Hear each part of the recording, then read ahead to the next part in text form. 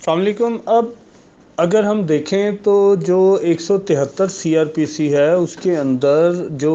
173 کی رپورٹ ہوگی جس کو چلان کہا جاتا ہے، اس کی ڈیٹیل لکھی ہوئی ہے کچھ کہ اس کے جو 173 کی رپورٹ ہے وہ کن کن چیزوں کے اوپر کنسسٹ ہوگی۔ آپ اس کو غور سے پڑھیں گے تو آپ کو اس کے اندر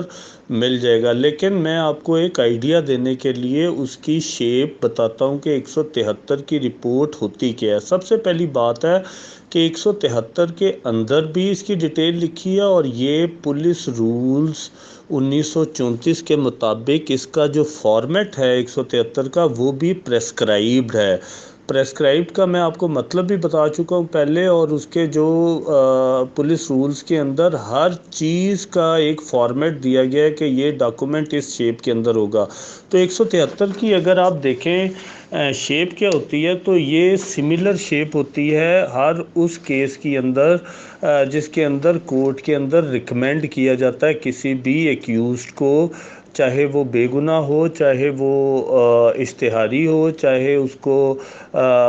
بحراست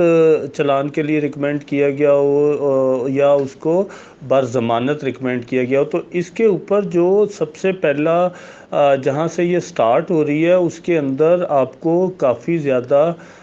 کالم ملیں گے جس کے اندر اس ڈسٹرکٹ کا نام لکھنا ہوتا ہے، پھر اس کے علاوہ جس چلان نمبر روڈ سرٹیفکیٹ کے تحت اس کو عدالت میں سبمٹ کیا گیا ہے وہ والا چلان نمبر وہاں پہ لکھا جاتا ہے، کس تاریخ کو سبمٹ کیا گیا ہے وہاں لکھا جاتا ہے۔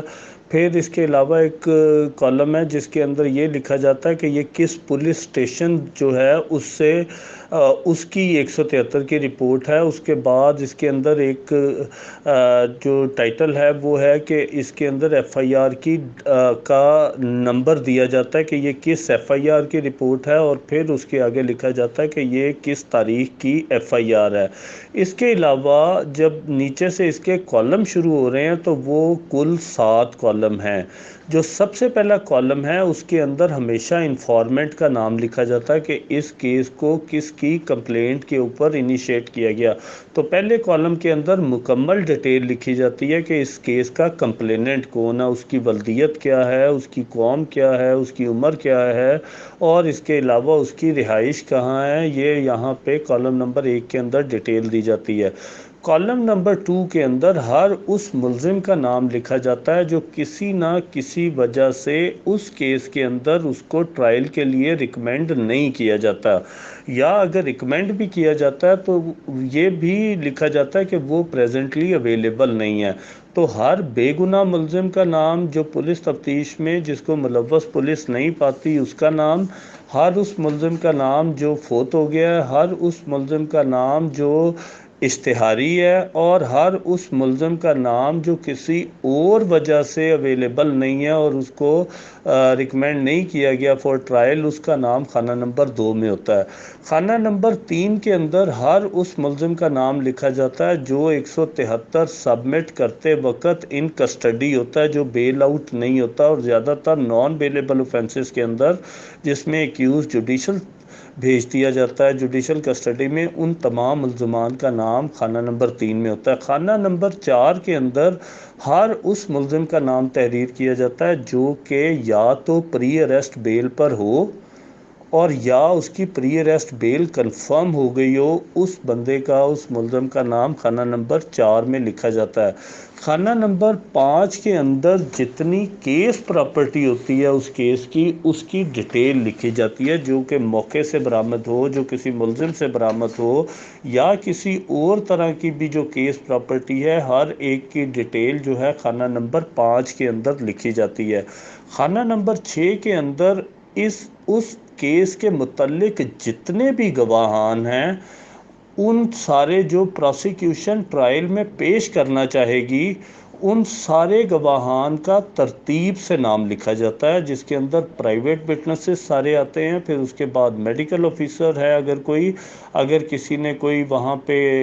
آرتھوپیڈک ہے، کسی نے کوئی اوپینین دی ہے کسی فریکچر کے متعلق، اگر کوئی ریڈیالوجسٹ ہے جس نے کوئی ایکس رے کیا ہے، تو اس طرح ان میڈیکل وٹنسز کا نام اس کالم میں آتا ہے۔ پھر اس کے بعد جتنے ریکوری وٹنسز ہیں، پولیس والے ہیں، پرائیویٹ ہیں، یا جتنے بھی انویسٹیگیشن آفیسرز ہیں ان ساروں کا نام ایک ترتیب سے لکھا جاتا ہے کہ یہ سارے گواہ پروسیکیوشن پیش کرنا چاہتی ہیں، پرپوزڈ وٹنسز ہیں۔ پھر اس کا آخری کالم ہے کالم نمبر 7۔ کالم نمبر 7 کے اندر brief facts of the allegations لکھے جاتے ہیں کہ یہ ایلیگیشنز تھے، اور اس کے بعد اس کے اندر ایک کرکس دیا جاتا ہے کہ اس کیس کے اندر کتنی تفتیش کی گئی اور کس کس طرح کی گئی، اور کن ملزموں کے متعلق کب گرفتار کیا گیا، کن ملزمان کو کب جو ہے ان سے برآمدگی کی گئی، اور پولیس نے ان کے بارے میں اپنی اوپینین کیا فارم کی ہے۔ یہ ساری ڈیٹیل 173 میں لکھنے کے بعد آخر میں پولیس ریکمینڈ کر رہی ہوتی ہے کہ ہم اس کا ٹرائل چاہتے ہیں یا نہیں چاہتے، یا یہ ملزم ملوث پایا گیا ہے یا یہ ملزم ملوث نہیں پایا گیا۔ اس کو انویسٹیگیشن آفیسر جو ہے وہ لاسٹ پولیس ڈائری جو ہے، جو ضمنیہ جس کو بولتے ہیں، وہ لکھتا ہے، اور 173 جو ہے، یہ جو میں فارمیٹ آپ کو بتا رہا ہوں پرسکرائبڈ، یہ ایس ایچ او از خود لکھتا ہے،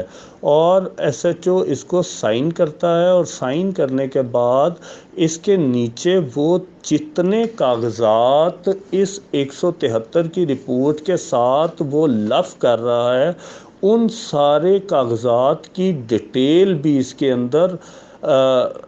تحریر کرتے ہیں، جس کی ایون کاغذات کے کتنے نمبر ہیں اور وہ کتنے قطعات پر مشتمل ہیں، یہ ساری چیزیں بھی اس کے اندر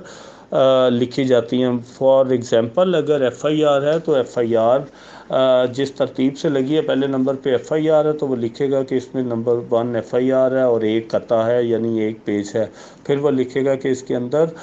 نقشہ مضروبی بنا ہے، پھر وہ بتائے گا اس کے اندر فرد برآمدگی ہے، پھر وہ لکھے گا فرد مقبوض کی ہے، پھر وہ لکھے گا اس کے اندر کہ یہ میڈیکل سرٹیفکیٹ اس کے ساتھ لگا ہوا ہے، پھر وہ لکھے گا کہ اس کے اندر جو ہے سزا سلپ لگی ہوئی ہے۔ جو بھی ڈاکومنٹ 173 پہ جس پہ پروسیکیوشن ریلائی کر رہی ہے، ان سب کی شارٹ ڈیٹیل، ان کا نام کیا ہے، یہ ساری چیزیں 173 کے اینڈ پر تحریر ہوتی ہیں، اور اس کے بعد اس کو ایس ایچ او دوبارہ سائن کرتا ہے ان قطعات کی وجہ سے،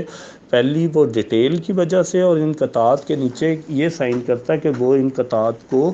ساتھ لف کر رہا ہے۔ اس 173 کو عدالت کے اندر ڈائریکٹ سبمٹ نہیں کیا جا سکتا۔ یہ رپورٹ 173 جو ہے، یہ 173 سیکشن کے تحت اور پروسیکیوشن ایکٹ کے مطابق اسکروٹنی کے لیے سبمٹ ہوتی ہے، اور سبمٹ ہونے کے بعد یہ پروسیکیوشن اس کو سینٹ اپ کرتی ہے کورٹ کے اندر، اور اس وجہ سے جب تک یہ رپورٹ پہ پروسیکیوٹر متعلقہ کے سائن نہ ہوں اور اس کی آبزرویشن نہ ہو کہ وہ اس کے متعلق کیا سوچتے ہیں یا انہوں نے کیا لیگل اوپینین فارم کی ہے، تب تک عدالت اس کو ریسیو بھی نہیں کر سکتی، اور لہٰذا یہ 173 تب کمپلیٹ ہوگی جب اس کو پروسیکیوشن کورٹ کے اندر فارورڈ کرے گی۔ تو یہ آپ کی 173 کی ٹوٹل شیپ ہے، اور اس کے پرٹیکولرز ہیں کہ اس کے ساتھ کیا